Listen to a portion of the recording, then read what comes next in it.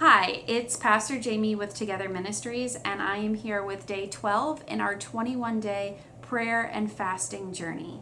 Our question for today and from the devotional is about Paul and Barnabas. It asks us, think about Paul and Barnabas's journey, about how they shared the story of Christ. What were the hardships that they faced?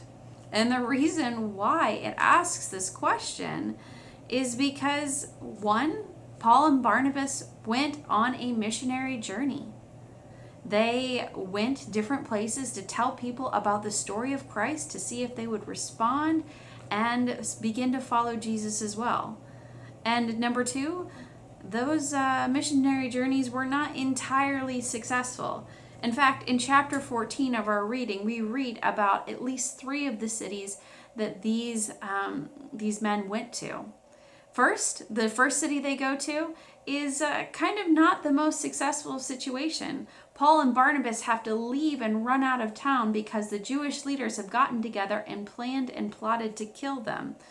Luckily, Paul and Barnabas get out of town in time that they're not killed, but they go to the next city. And in the next city, not only do the Jewish leaders there plan to harm them, but they actually get a hold of Paul and lob giant rocks at him. They stone him until they think that he's dead, and they drag his body out of town. And it's only then that Paul is able to get up and leave town again to the third town. Now in the third town, things go a little bit better. People accept Paul and Barnabas, and they accept the story of Christ. But 2 out of 3 towns where someone tries to kill you, at least to me, don't sound like the best odds. And yet, at the end of chapter 14, in verses 26 and 27, this is what the scripture says. Finally, they returned by ship to Antioch of Syria, where their journey had begun. Upon arriving in Antioch, they called the church together and reported everything God had done through them and how he had opened the door of faith for the Gentiles. Paul and Barnabas bring the church together, and instead of saying, "Oh, we almost died, can you believe this? Oh, this isn't safe," they focus on the good. They focus on the people that were able to come to Christ through the journey that God had sent them on. Now, this isn't to say that Paul and Barnabas completely disregard anything that's bad that's ever happened to him. In fact, Paul, later in Scripture, will talk about some of the difficulties he faces. It's healthy, it's good to recognize the hurt, to recognize what should be done in the future, to process those emotions. But also, incredibly important for Paul and Barnabas in this moment is to recognize the triumph. Sometimes that's the only thing that can keep us from going crazy. These last few months in quarantine, in pandemic life, have been difficult. And for me, someone who really tends to focus on being hard on myself and about what can I do better next time and what should I do to be better, I've had to make a conscious choice to focus on some of the good.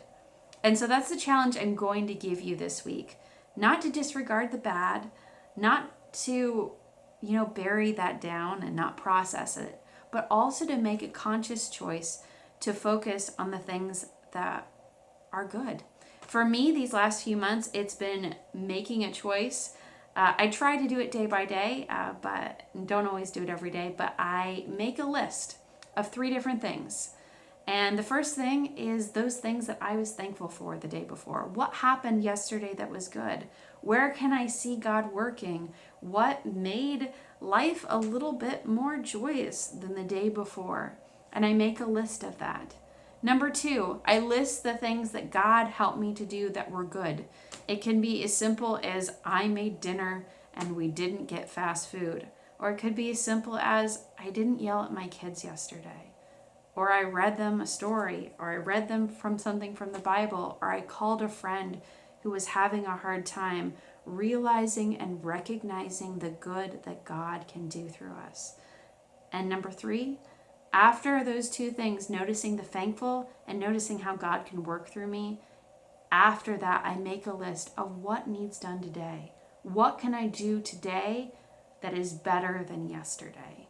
And by doing that, it's made life a little bit more livable. It's made things a little bit more joyous, focusing on the triumphs. So that is the challenge I give to you this week.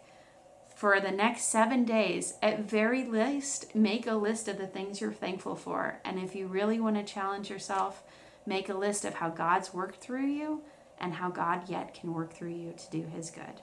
Have a wonderful week. We love you.